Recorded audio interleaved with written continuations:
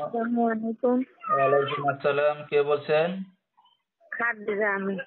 খাদিজা, কেমন আছেন আপনি? ভালো আছেন খাদিজা? ও আল্লাহ ভালোই রাখছে, অনেক কষ্ট করে প্রতিবেদনে আইছি। আচ্ছা, ঠিক আছে। তো খাদিজার ফ্যামিলিতে কে কে আছে? আম্মু আছে, আব্বু আছে। আচ্ছা, তো খাদিজার দেশের বাড়ি কই? রংপুরে। রংপুরের মেয়ে। কোন জায়গা থাকেন এখন বর্তমানে আপনি? এখন বর্তমানে ঢাকায় থাকে। আচ্ছা, তো খাদিজার আপনার আর কোনো ভাই বোন আছে? না, ঠিক আছে। তো খাদিজা কি করেন এখন আপনি বর্তমানে? অনেক বাবুকে নিয়ে বাসা বাড়িতে কাজ করি। আচ্ছা, আপনার বিয়ে শাদী হয়েছে? আমার বিয়ে শাদী হয়েছে, আমার একটা বাচ্চা আছে। আচ্ছা, স্বামী কি করে আপনার? স্বামী খুব অত্যাচার করতো, নেশা খাইতো। আচ্ছা আচ্ছা। নেশা খাইয়া আম্মুর কাছে যৌতুক চাইছে, আম্মারে বলছিল তোমার আম্মুর বাড়ি থেকে তো হুন্ডা কিনা দিবে, 1 লাখ টাকা দিব। আব্বু গরিব মানুষ, দিতে পারি নাই বিধায় আমারে তালাক দিয়া দিছে। আচ্ছা, তো স্বামী বাচ্চা ছাড়া ছেলে। কতদিন আছেন এখন আপনি? আমি ছাড়া হয়েছে 1 বছর। আচ্ছা, ঠিক আছে। তো দর্শক, শুনতে থাকুন আজকে খাদিজার জীবনের গল্পগুলা। ধৈর্য সহকারে ফুল ভিডিওটি দেখলে মোবাইল নাম্বার পেয়ে যাবেন, সরাসরি যোগাযোগ করতে পারবেন খাদিজার সাথে।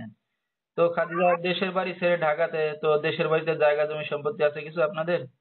শুধু 2 কাঠা জমি আছে, আব্বু ঘর বাড়ি করতে পারি নাই। আচ্ছা আচ্ছা। তো শুধু জমি আছে, ঘর বাড়ি নাই? নাই। তো আপনার বাবা কি করে এখন এইখানে? এখন এখানে রিক্সা চালার বয়স্ক হয়ে গেছে, কেমন কাম করতে পারে না বলে আমি একটু কষ্টে আছি। তো আপনার তো কোনো ভাই বোন নাই, তো বিয়ে শাদী তো আপনার বাবাই দিছিল দেখে শুনে, তো স্বামীকে ভালো বানাইতে পারলেন না আপনি? ভালো বানাইতে পারলাম না। বিয়ার সময় আব্বুরও কথা বলছিল যে আমাকে একটা হুন্ডা কিনা দিবি, আব্বুর সামর্থ্য কুলোয় নাই। আব্বু বয়স্ক মানুষ, প্রেশারের রোগী, তেমন ইনকাম করতে পারে না, দিতে পারি নাই বিধায় আমার তালাক দিয়া দিছে। আচ্ছা, তো খাদিজার লেখাপড়া কতদূর করছেন আপনি? লেখাপড়া তেমন নাই, এই পর্যন্ত হয়েছিল। আচ্ছা, বেশি পড়াশোনা করতে পারেন নাই। তো এখন ভবিষ্যতে আপনার কি চিন্তা ভাবনা আছে? তো সন্তানকে নিয়ে এখন সারা জীবন একাই থাকবেন? এখনো যুবতী বয়স। আমার এখন এই আমার বাচ্চাকে নিয়ে আমার পাশে যে থাকবে, আমার দায়িত্ব নিবে, আমি তাকে বুড়া হোক জোয়ান হোক বিয়া শাদী করতে রাজি আছি। আচ্ছা, মানে সন্তান সহ কেউ যদি দায়িত্ব নেয় তাহলে আবার বিয়ে শাদী করতে যাচ্ছেন এখন? ও, আচ্ছা, তো আপনার সাথে দর্শক ভাইরা কিভাবে যোগাযোগ করবে খাদিজা? এই আমার একটা ছোট বাটাম ফোন আছে। আচ্ছা, তো নাম্বারটা বলতে পারবেন আপনি? আমি তো বলতে পারবো না, ভাইয়ের কাছে যাই না নিবেন। আচ্ছা, ঠিক আছে। তো দর্শক, খাদিজার নাম্বারটা স্ক্রিনে পাইছি বলেছি, এই নাম্বারে যোগাযোগ করলে খাদিজাকে পেয়ে যাবেন।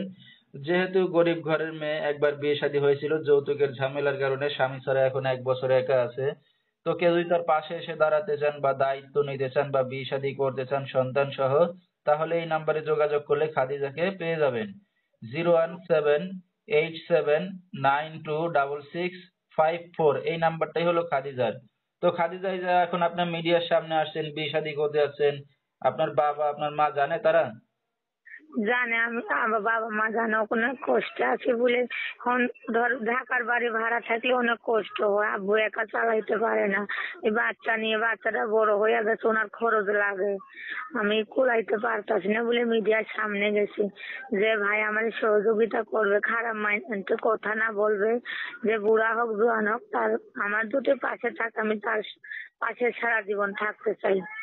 আচ্ছা, ঠিক আছে। তো খাদিজার দর্শক, খাদিজার কথা একটাই, এখন তার পাশে দায়িত্ববান যে কোনো একটা লোক দরকার। কারণ যেহেতু তার বাবার শরীর ভালো না, রিক্সা চালায় কোনো রকম চলে, তো তারও একটা সন্তান আছে, তো তারও একটা খরচ আছে।